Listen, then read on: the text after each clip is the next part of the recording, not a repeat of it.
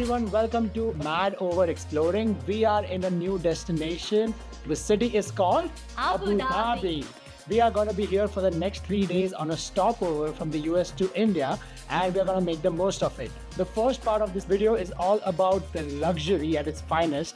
We are staying at the Grand Hyatt for 2 nights and we are doing it for free. So check out how we are doing that later in the video. But what are we going to do in this first part? We're going to go around the beautiful attractions near the hotels, such as the Emirates Palace, Qasr Al Watan, the observation deck, and let's show you around the hotel as well. So, do you want to get started? Yes, let's do this.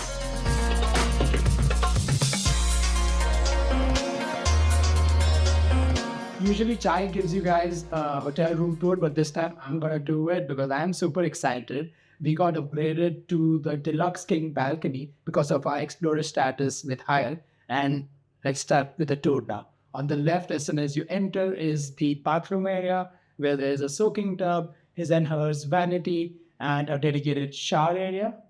And on the opposite side is the toilet. So moving on from the bathroom area, let's now go to the main space. But before we get there, on this side is a basic kitchenette with a refrigerator here, a coffee maker, some crockery, a teapot, and I think that should be enough for a 2-night stay here. And on the other side is the storage area where we managed to put all our bags in. So seems like a pretty good space to show everything away and enjoy the main space. So now let's get there. And this is the main space area, starting with a comfortable king bed right in the center, with the TV and the workspace on one side and a comfortable couch on the other side. And now the highlight of the room, which is the view from the balcony. Let's check it out.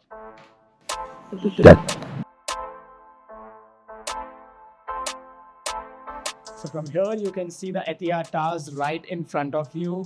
Those are the popular Etihad Towers. On the other side, you'll see the Emirates Palace, which is a very popular 5-star hotel out here. And behind the Etihad Towers, the shiny blue building with an archway in the center is the Marina Mall, which is just a bridge away. So pretty amazing location for the Grand Hyatt to be.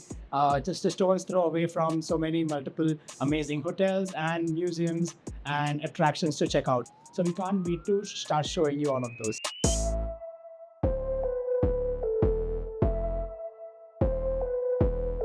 Good morning from our first day in Abu Dhabi. We woke up to this excellent view right from our bed. There's a button on the right that you can press and it opens up the curtains. Feeling really royal, feeling really lavish, I would say. So plan for today is to check out some of the amenities of the hotel this morning, since we just got in last night. So we want to take it easy, get over the jet lag. So let's start with some breakfast and then I'll show you all the other parts of the hotel.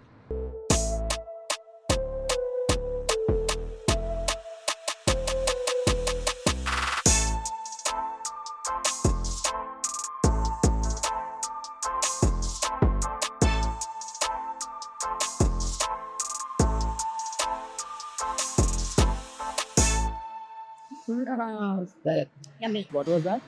That was the Cadit Orange and Ginger Detox Shot. It was delicious. We decided to opt for the breakfast buffet option here at their Sahar restaurant. It costed us 110 dirhams between the two of us because they have a promotion going on that allows 2 for 1 price. If you are the only one coming here, you still have to pay 110 dirhams for yourself. But it was a great offer, so we thought to make the most of it.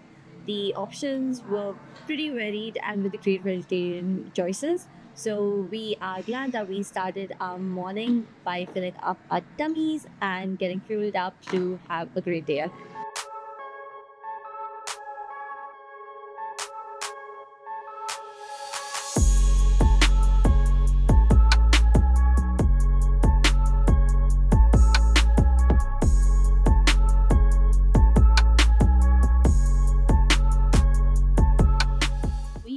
The observation deck at 300.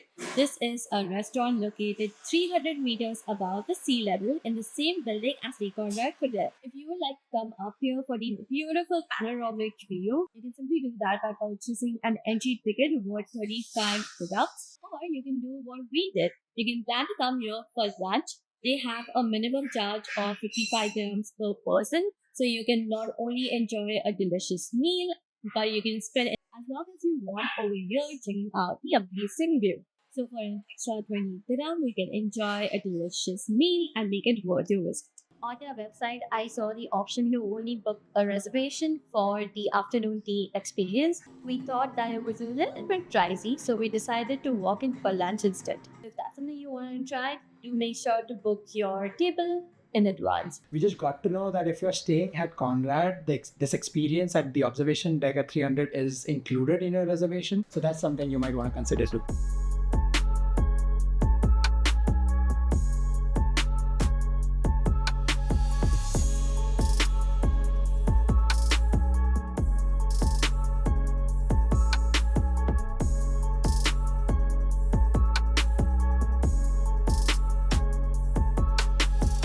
We have now arrived in the Emirates Palace Hotel, which is one of the most luxurious hotels out here in UAE, especially Abu Dhabi. It's an epitome of luxury because as soon as you walk in, you see glimmering chandeliers, gold-plated pillars, and the entire embellishment anywhere in the interior of this palace is impressive. So we definitely have to come and check it out. Other than that, of course, we cannot afford to stay here, so we thought, why not give the popular cold cappuccino a try? Our cold cappuccino is yours. It is topped with 24 carats gold flakes, so let's give it a try.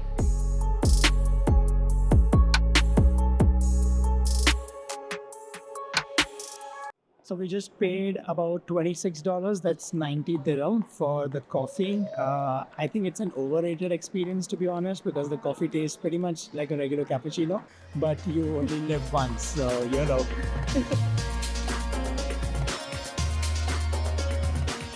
Emirates Palace, it's time to now visit Qasr Al Watan.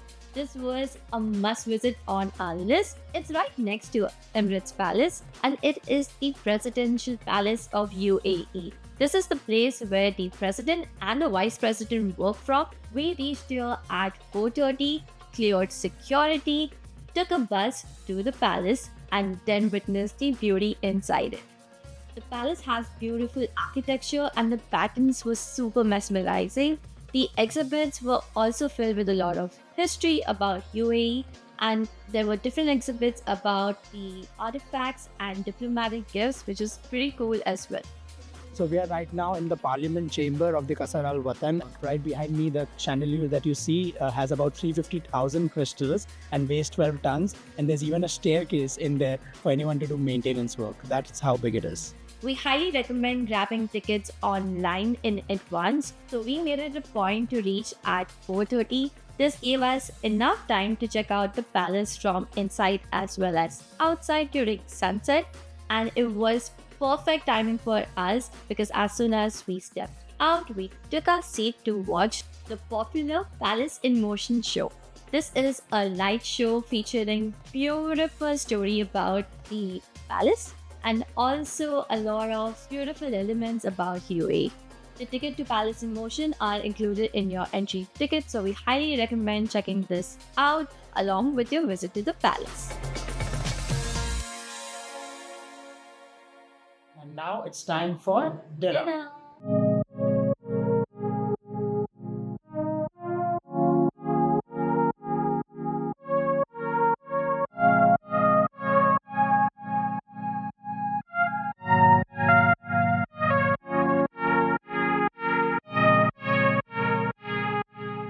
Good morning from our day two in Abu Dhabi. We just woke up to a mesmerizing view. It's even better than what we saw yesterday because everything around us is engulfed in clouds except for the Etihad Towers that's just right next to us. And the Rix's Marina Hotel that's at a distance on the Marina Island. Everything else is just not visible.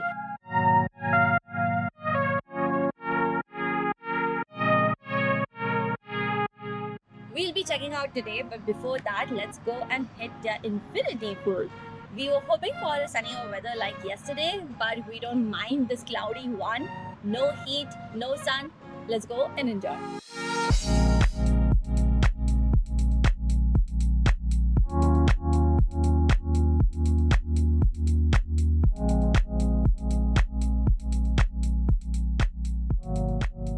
Sankesh, what are your thoughts about your stay experience here at the Grand Hyatt?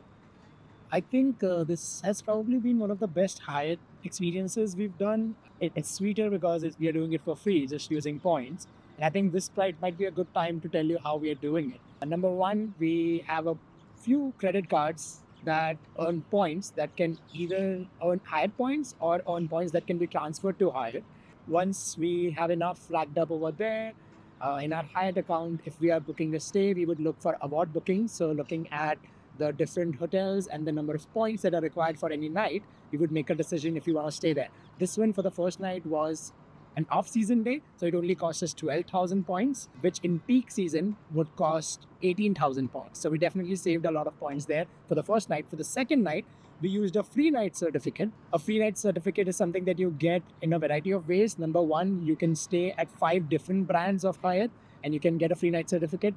B, you can own a World of Hyatt credit card. With that, every year you get a free night certificate.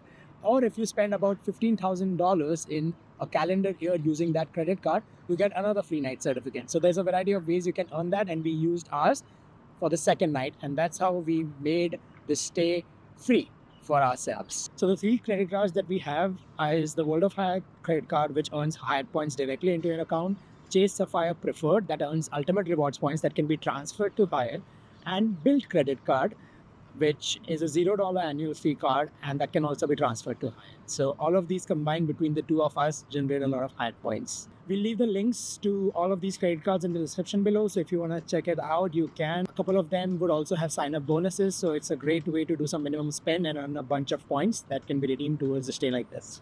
It's time for us to check out, but we loved our experience at the Grand Hyatt. Definitely recommend you try it out too. We loved exploring all the attractions around here, and that brings us to an end to our time at the West Cornish area. What are we doing next after this? Next, we are headed to the Ferrari world and we'll also take you to the Grand Mosque.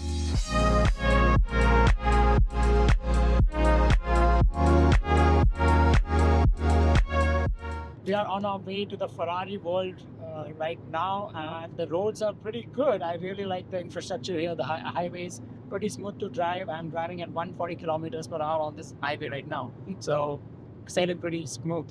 Talking about car rentals here, we rented our car from Enterprise. There were other options at the airport as well, such as Thrifty, Dollar, also Sixt, probably Avis, I'm not fully sure.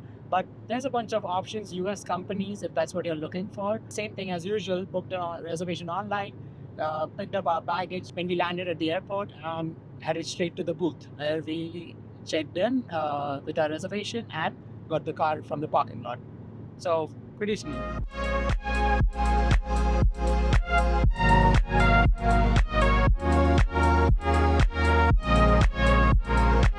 We just arrived at the Ferrari World, or should I say to the parking of Ferrari World, which took almost 20 minutes to figure out. To not put Ferrari World parking on your Google Maps, it takes you to some parking lot that's probably one of the parking lots of the Yas Mall.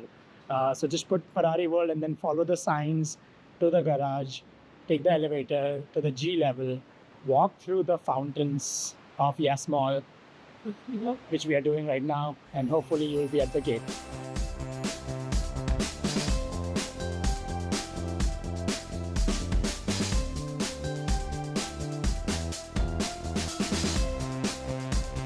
It's time for our first ride at the Steep Flying Aces. Let's go.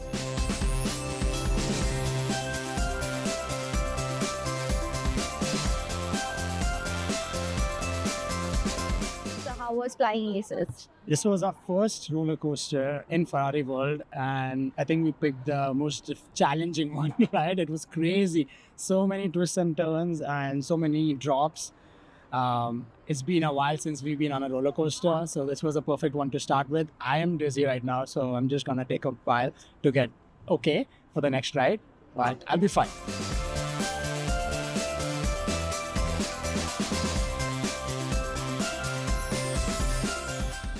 At Ferrari, we have a proud racing tradition and a constant desire to innovate, sharing the knowledge of the Formula One racing team and using the most sophisticated technology in the wind tunnel in Maranello.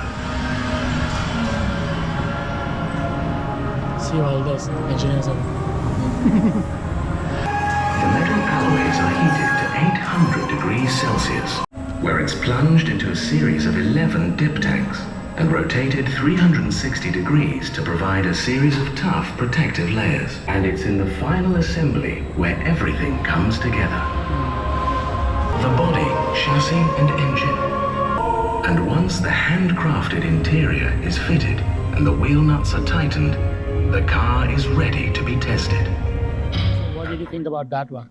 That was very interesting, and I love how they visually represented all the processes that a Ferrari goes through while it's getting built. Pretty cool.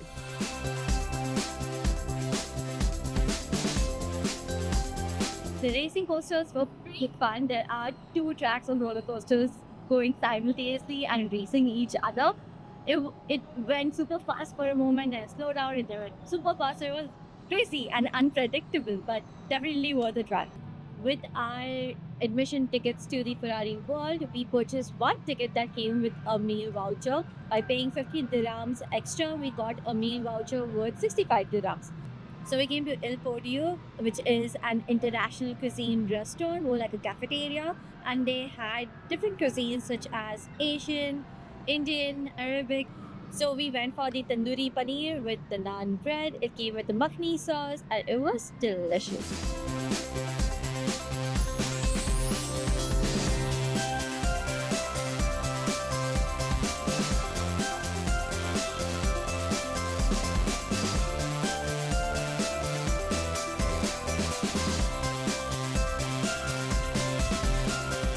Got back from the turbo track, and that was so cool.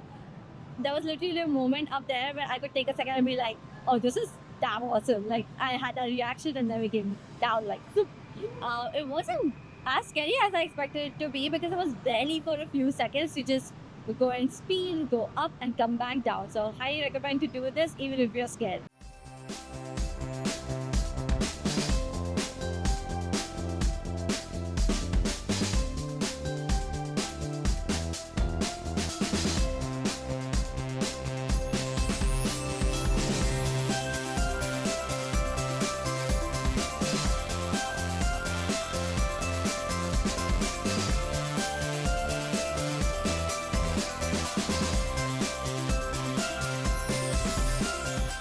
Oh my god, we just did the fastest roller coaster in the world, the Formula Rossa. It reached 240 kilometers an hour in just 4.9 seconds. That's insane. I literally felt at a point that, oh my god, this is gonna get even faster. And then it started going up on the coasters. And though it had decent turns, I would say even if you are motion sick, it's not that bad compared to the Flying Aces. So definitely try this one and check it off your bucket list. That was a fun day in Ferrari World. We highly recommend coming here on a weekday because there was barely any wait time for the main attractions. We hardly waited for 5 to 10 minutes, so definitely make the most of your time when you're here on a weekday.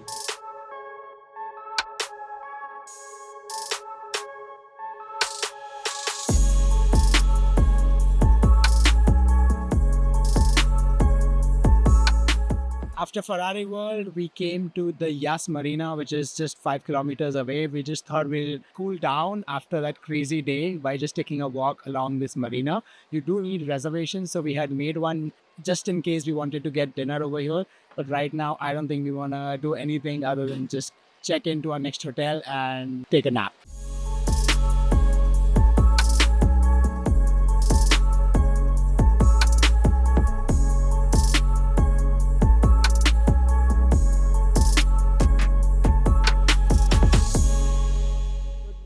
From our last day in Abu Dhabi. Last night we checked in for a one-night stay at the Premier Inn. It's just a temporary accommodation because today is our flight. So we did that, and this morning we had an early start. So we came for breakfast to the same place where we picked dinner last night.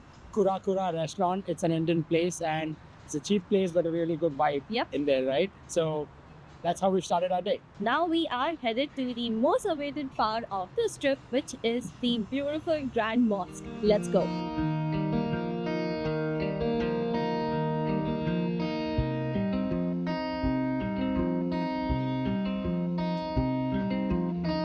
How do I look? Pretty. So to enter the Grand Mosque, they have strict dress codes. For men, you can wear t-shirts and pants can cover your knee. But for women, it's stricter. You need to cover your head with a opaque or a thick material, and you need to have full sleeve dress or a top, full length skirt or pants, and it shouldn't be tight fitting. That's the basic guidelines for the dress code here. And if you're not dressed according to the requirement, you will have to purchase something here at the mall to make sure that you are compliant with the dress code.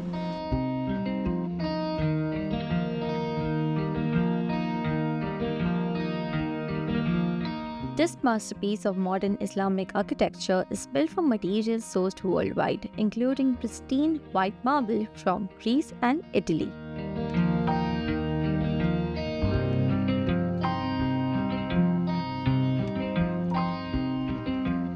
It features 82 domes, over 1,000 columns, and the world's largest hand-knotted carpet.